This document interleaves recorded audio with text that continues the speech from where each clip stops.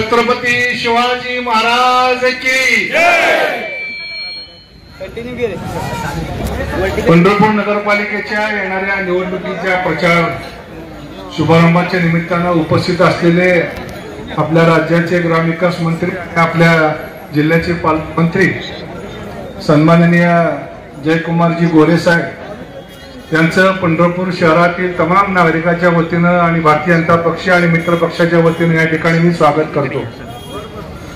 आपल्या सगळ्यांना माहिती आहे की उद्याच्या 2 तारखेला या शहराच्या नगरपालिकेची निवडणूक येऊ घातलेली आहे आणि या 18 प्रभागामधून 36 नगरसेवक आणि 1 नगराध्यक्ष यांना आपण या निवडणुकीमध्ये मत देऊन विजयी करायचं आहे। आपल्या सगळ्या कार्यकर्त्यांच्या पाठबळावरती भारतीय जनता पक्षानं ही निवडणूक पक्षाच्या अधिकृत चिन्हावरती लढवण्याचा निर्णय घेतलेला आहे। कमळ या चिन्हावर आपण या शहरामध्ये उमेदवार उभा केलेले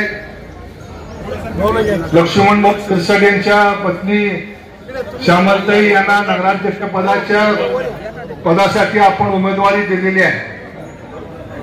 मित्रांनो, तुम्हा सगळ्यांना माहित आहे स्वर्गीय सुधाकरपंत परिचारक मोठे पालक त्यांनी या शहराच्या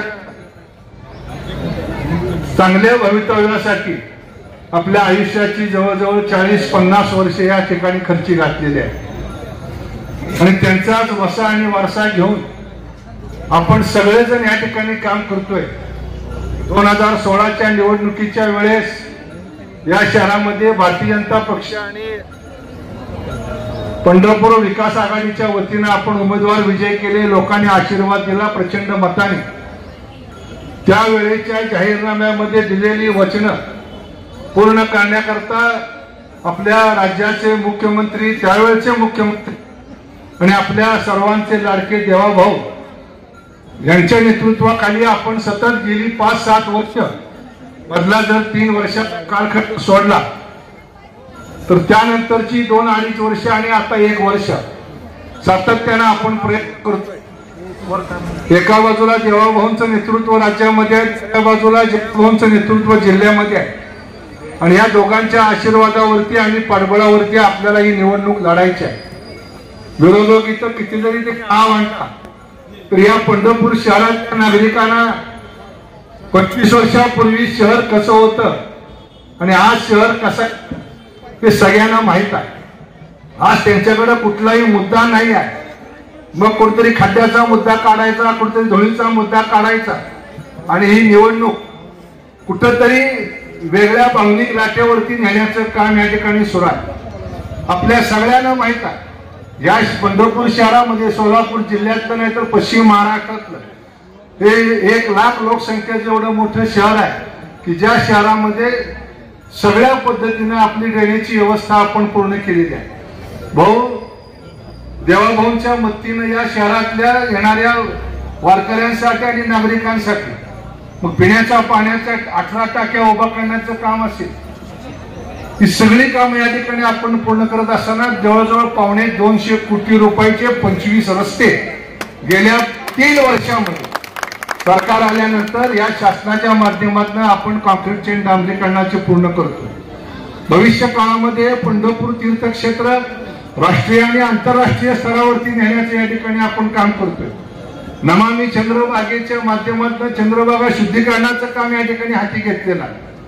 पंढरपूर शहरामध्ये जवळजवळ रोज 40 टन प्रतिदिन कचरा आपण या ठिकाणी गोळा होतोय, त्याचं विघटीकरण करून त्याचं कंपोस्ट करून त्याची विल्हेवाट लावण्याचं मोठं काम या शहरामध्ये पूर्ण झालेलं आहे। पंढरपूर शहरामध्ये येणारे सगळे हायवे, सगळे रस्ते आपण नॅशनल हायवेनं जोडायचं काम या ठिकाणी पूर्ण केलेलं आहे। गडकरी साहेबांच्या माध्यमातून वाखरी ते पंढरपूर हा सुद्धा रस्ता कॉन्क्रीटचा 4 लेन करायचं काम सुरू आहे।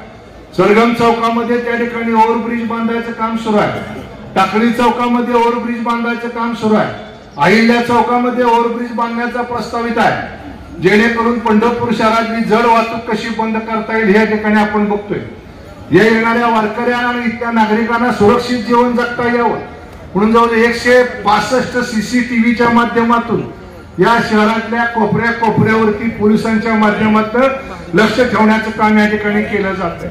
यात्रा कालखंडामध्ये आपण बघितलं की गेल्या 3 वर्षामध्ये मग देवाभाऊ असतील, जयभाऊ असतील, आपले एकनाथ शिंदे साहेब असतील, या सगळ्यांनी जातीनं लक्ष देऊन ही यात्रा अधिक चांगल्या पद्धतीनं कशी करता येईल याकडे लक्ष दिलं.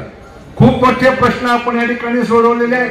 वेळोवेळी उद्यापासून ते सगळे प्रश्न आपण लोकांच्या बरोबर आपण त्यांना संबोधित करणार आहोत. माझी आपल्या सगळ्या कार्यकर्त्यांना एक विनंती आहे, कुठेही बॅकफूटवर न राहता आपणच काम केले गेली 25, 30, 40 वर्ष. आज जे तुमच्या पुढे आलेले लोक आहेत त्यांच्या गावातले रस्ते सुद्धा मी केलेले आहेत. अजिबात नका त्यांच्या गावातले रस्ते सुद्धा मी केलेले आहेत. त्यामुळे आज तुमच्या पुढे कुणी लोक येत असतील त्यांना आपण कुणाला आरेरावी करायची नाही, कुणावरती आपण दबंगिरी करायची नाही, पण आपण केलेल्या कामाच्या जोरावरती ह्या ठिकाणी मत मागायचंय. 21ची निवडणूक असेल, 25ची विधानसभेची निवडणूक असेल, दोन्ही वेळेस भावनिक राजकारण केलं तरी सुद्धा या शहराने 4 ते 5 हजार मताचं लीड समाधान दादाला या विधानसभेच्या निवडणुकीमध्ये आपण दिलेलं आहे. त्यामुळे मला विश्वास आहे.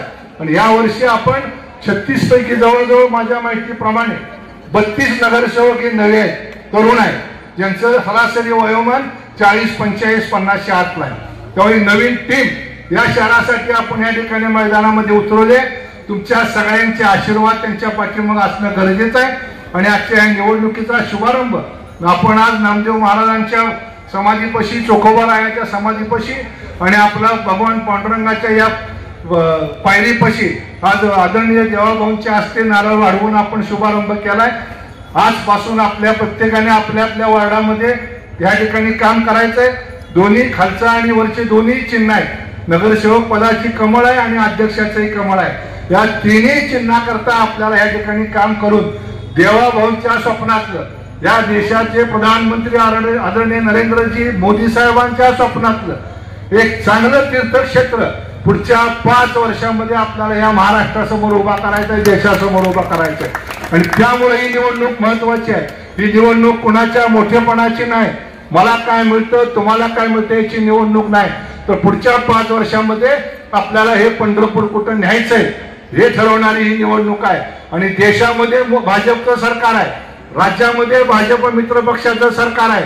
आणि या 2 सरकारांच्या माध्यमातून अधिकचा पैसा जयभाऊंच्या माध्यमातून या शहरामध्ये आपल्याला आणून या शहरातले सगळे ड्रेनेज, पाणी, रस्ते जे काही राहिलेले प्रकल्प असतील ते सगळे आपल्याला प्रकल्प या ठिकाणी पूर्ण करायचे. आणि त्याकरता आपल्या सगळ्यांना रुक्मिणी पांडुरंगाने शक्ती द्यावी अशी या निमित्तानं प्रार्थना करतो. आपण सगळे आलात, तुमचंही स्वागत करतो, जयभाऊंचंही स्वागत करतो. आपल्या तालुक्याचे आमदार समाधान दादा, त्यांचा आज वाढदिवस आहे, त्यामुळे ते आज परगावला येऊ शकले नाहीत, पण संजय भाऊ आहेत. सगळ्याचं आपल्याला स्वागत करतो आणि मी माझं भाषण संपवतो. आणि